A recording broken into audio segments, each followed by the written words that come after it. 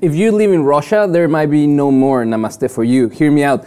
We just learned that Russian officials have targeted yoga as part of a crackdown on activities associated with religious cults and occultism.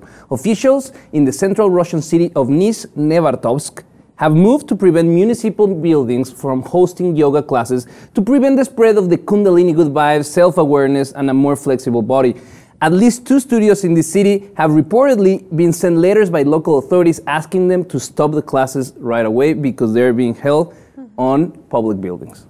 I mean, Russia, I lived in Russia for several months. They're a very deeply Orthodox culture, very religious, very superstitious. This doesn't shock me at all that they're doing this. Anything that's in direct violation to their Orthodox beliefs, they're going to ban. But it's comical because you would think that yoga would be good for you. Russia's really a dark, physically dark place. You would think that this would be a way of self-relieving as opposed to other means that are being used. I mean, it goes to show that Russia is closing in on itself, and they're closing more to foreign influence, and something that it's so well received around the world. We just celebrated not too long ago International Day of Yoga.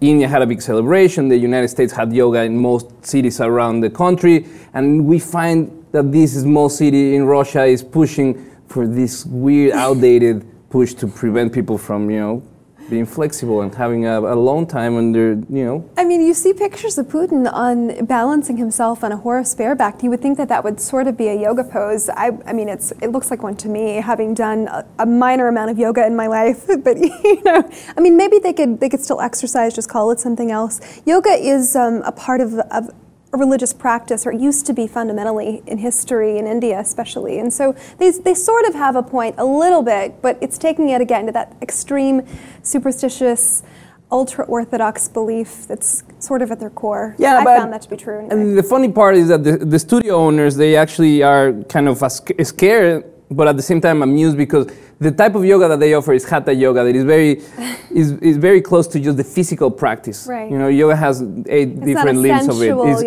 It's not part of the mystical aspect of yoga, or the more religious, if you will, the spiritual one, because it's not really attached to any current religion. Right. But the reality is that maybe what they're really scared of is of people getting some awareness, self-awareness, and maybe some thoughts about what is really good for them in this regime that is kind of oppressive. Or they're afraid of diversity, but it's diversity that they're afraid of. They're very homogenous. They don't want that outside influence, and they're cutting it off at the core, and they're citing, they're citing a belief that this is who we are, get out. I mean, they're known for that. Sad. Let us know how you feel about this situation. Write your thoughts in the comments below, and please subscribe to the Lib TV 2.